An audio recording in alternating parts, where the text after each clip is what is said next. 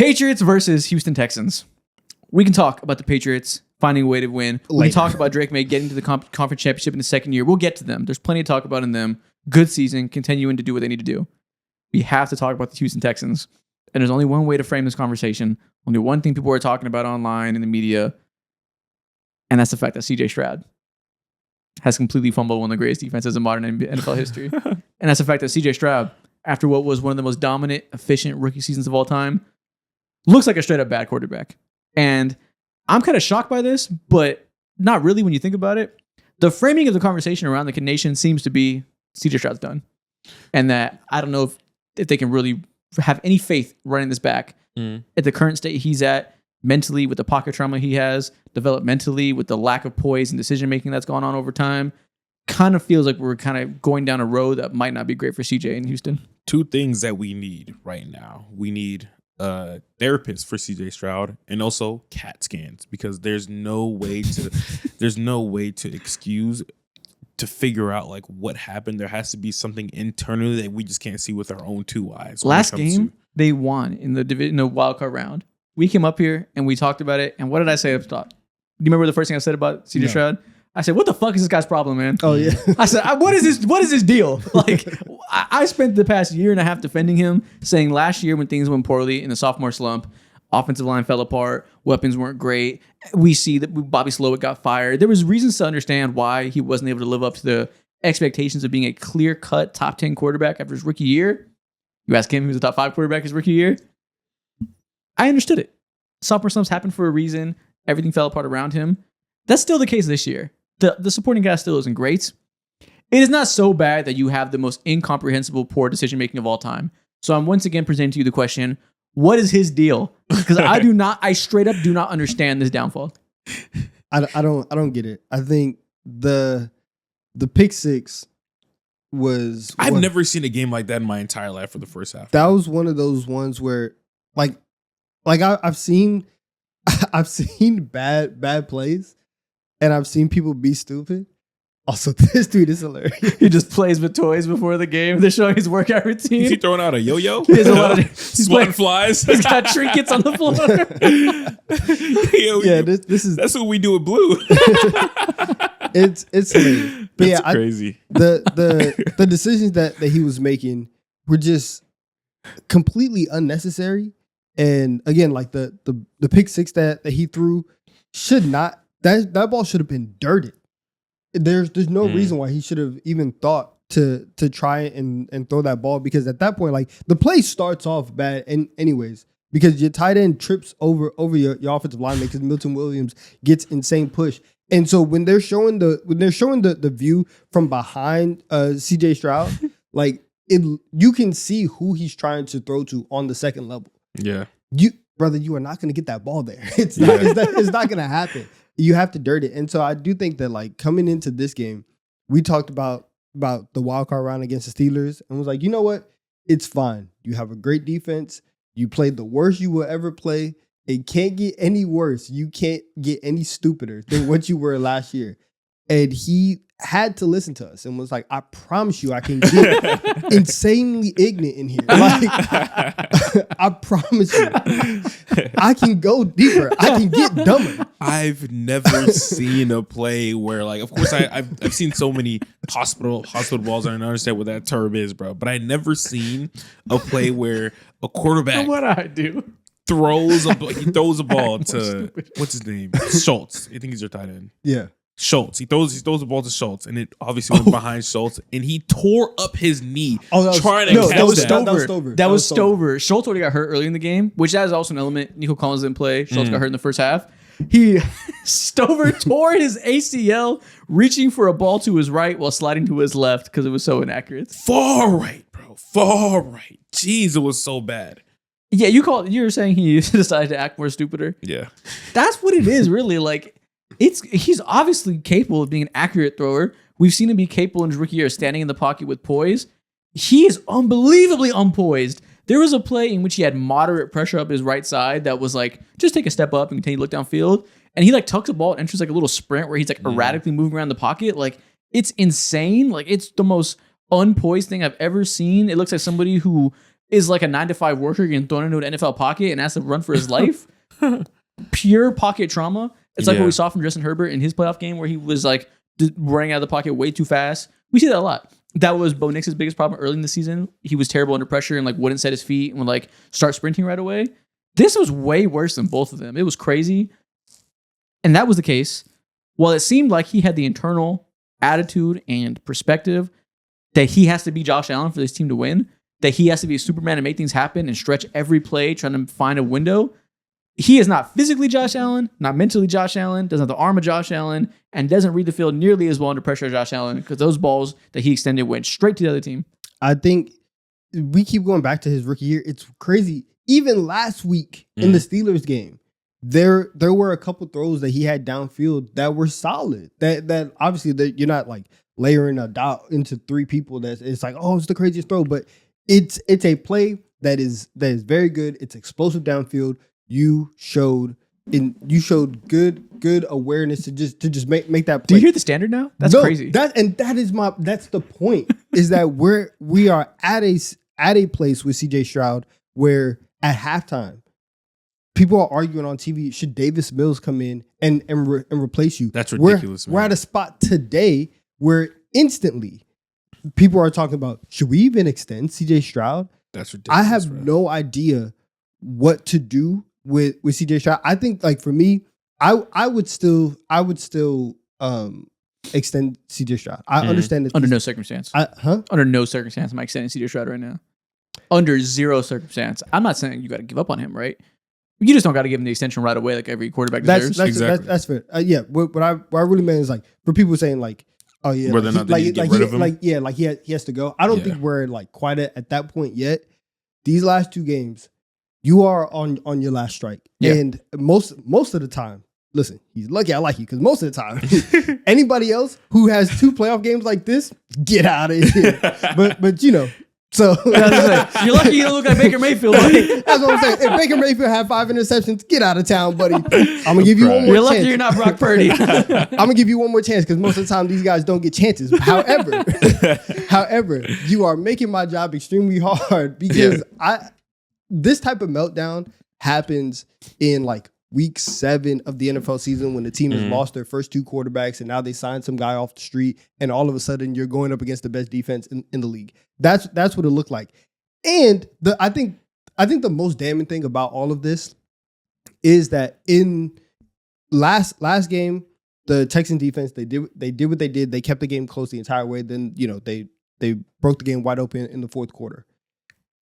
This defense gave up 21 points, and on the opposite side, they were forcing Drake May to also look poor. Yeah. Drake May has not played a good playoff game in these 2 games. He had fumbles, he had interceptions, he was putting the ball on the ground into harm's way. That game is also extremely winnable.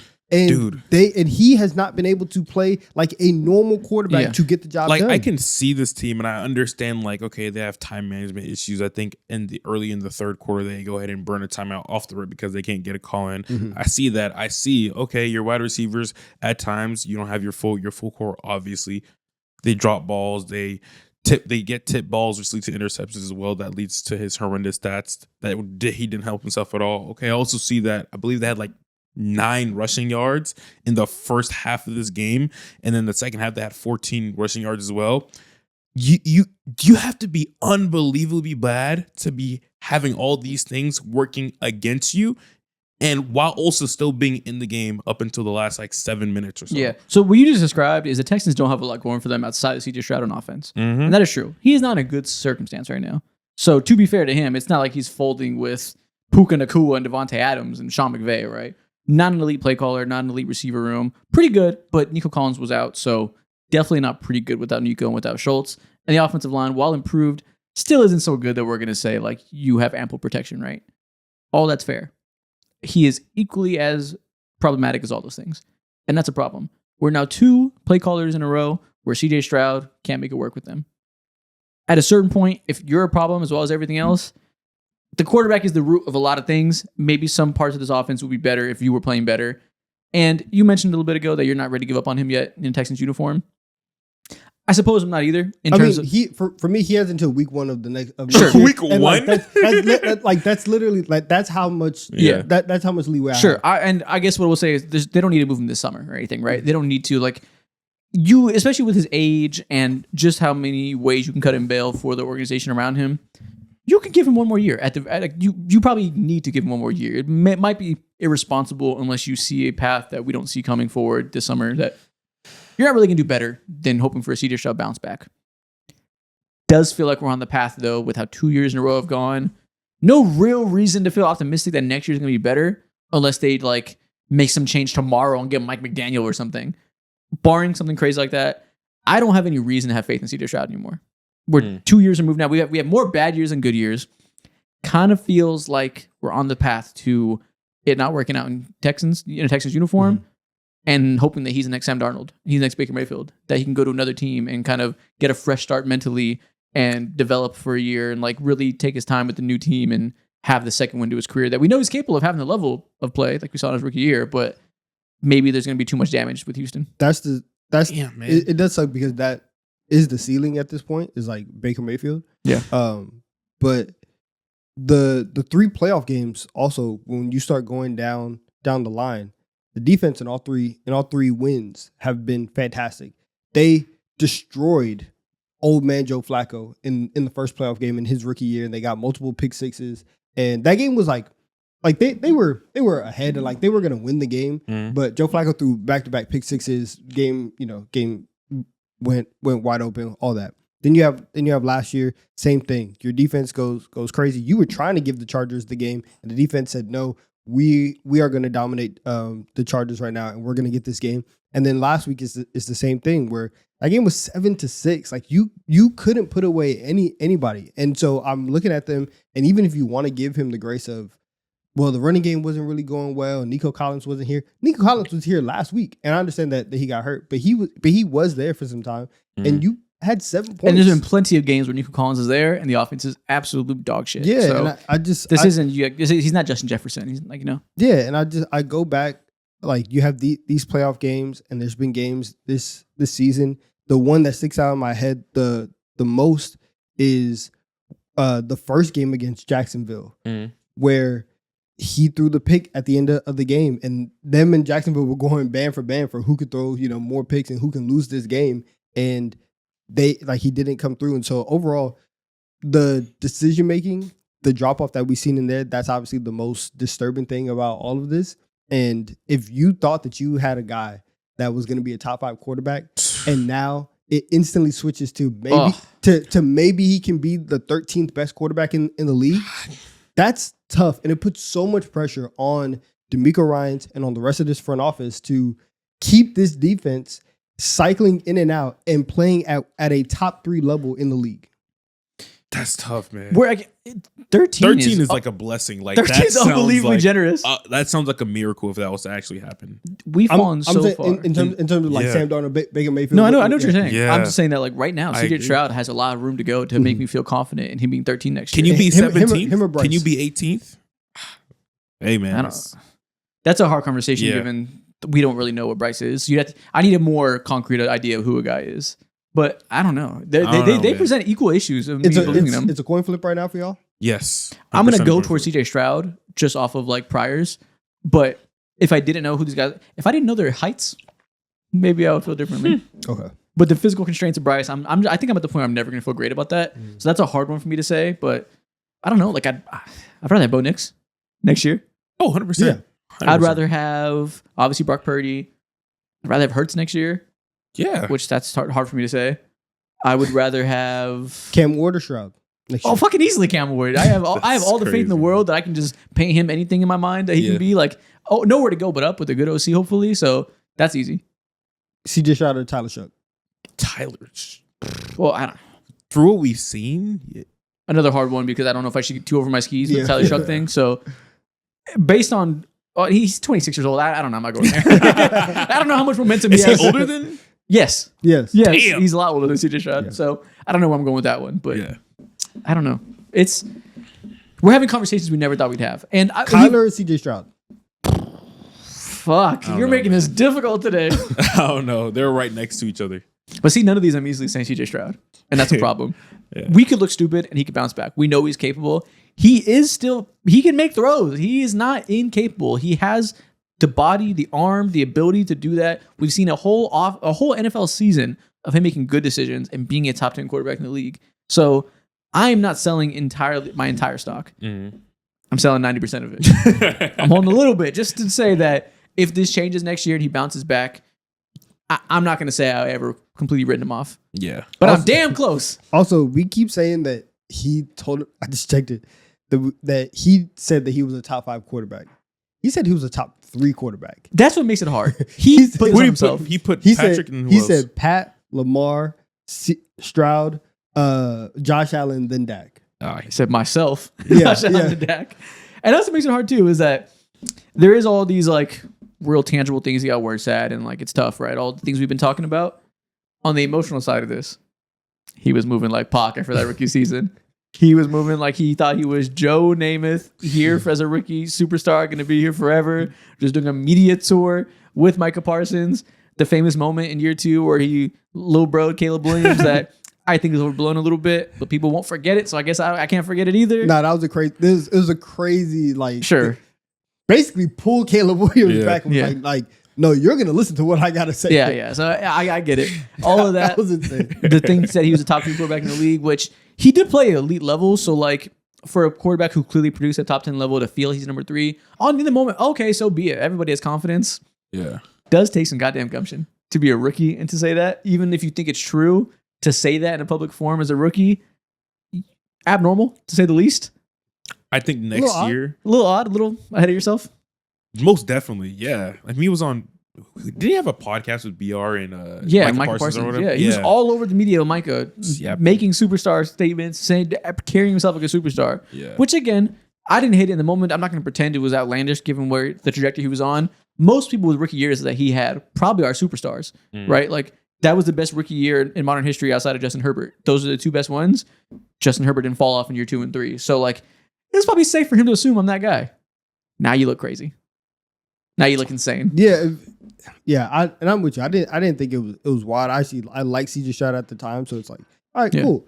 But if you do those types of things, you just have to back it up. Yeah. And I think you can't come out here having the playoffs that you're having right now. Yeah. You single-handedly, arguably, like hustled your team like a Super Bowl. This is how like perfect your defense is at this point in time, or at least was at this point in time. And I think next year, if he goes into playing, like maybe not to this, I don't think he's going to play to this level because this is just like, oh yeah, you're the worst quarterback in the league. You should not be starting like for an NFL team at all. But if he's like, I don't know, maybe top 25 or 24 quarterback, like at that point in time, you're getting benched. Like we're done with you. And at that point in time, like we're gonna figure out ways to move off of you. And then Davis Mills come get this chain. Yeah, next year is gonna be a big year for him. Obviously, a big year for the Texans and their franchise going forward. Because listen, Will Anderson Jr. is young. They're gonna have this defensive nucleus. I mean, Daniel Hunter's getting a little old, so they'll have to figure some stuff out and continue to revamp. That's life in the NFL. Stingley's not old. Laster isn't old. They have pieces to be able to retool things if they need to. Nico Collins isn't old. Yeah. They just don't have much more time to waste, right? They have 0 time to waste. Yeah. Especially because you have the other demons in your division. The Jaguars. Yeah, you have the Jags here now. Mm-hmm. And it seems like Liam Cohen has gotten them going. Do you think they'll entertain? I better cut you off. No. Do you think they'll entertain the quarterback thing this summer? Is there any chance that they like get proactive? No, I don't think they'll change it. I think the biggest that they do is not extend him, say that like they're gonna wait and then eventually pick up his 5th-year option. Yeah. And that's probably how it's gonna play out. Yeah. I just think it's hard whenever a number 2 overall pick is a lot of investment. And after obviously his play has been bad, you're gonna look at them and say, in the 3 years that he's been at the helm, you've had this defense, you have 2 division titles, 3 playoff wins. Yeah. It's gonna be hard to he's earned more grace. Yeah. Mm-hmm. It's going to be hard to push that guy out, even with how bad he's played. Yeah. Man. And like, I wouldn't be like insanely mad at it if they got proactive. I'm always going to applaud proactiveness. And if you feel like you see things behind the scenes that you don't feel good about the way it's going and it's better for everybody to break up, I wouldn't say they're insane for giving up on him at this point, but they certainly don't need to. And it's really the lack of options this offseason. There's not the clear pivots in the quarterback world right now that I wouldn't even know if I was if it came out today that CJ Stroud is being traded. I wouldn't even know what to predict as far as like what they're going to do because the rookie class is extremely weak. They're not going to be able to trade up and get somebody unless they trade for the guy down number 1 overall pick, which I don't know why the Raiders would get off that, given Mendoza being such a safe quarterback. With Dante Moore not coming back, there's not really any other surefire starters in this draft class. The free agency class isn't going to be good. There's not even a Sam Darnold in this class. I'm not trading for Kyler to get rid of CJ Stroud, so they give him another year and they hope that they can fix him. You know, the crown jewel of free agency is about to be Malik Willis. Malik Willis, yeah. And I have him in our dynasty league just in case he gets a job. Oh no, he's getting a job. Thank God. He's getting one.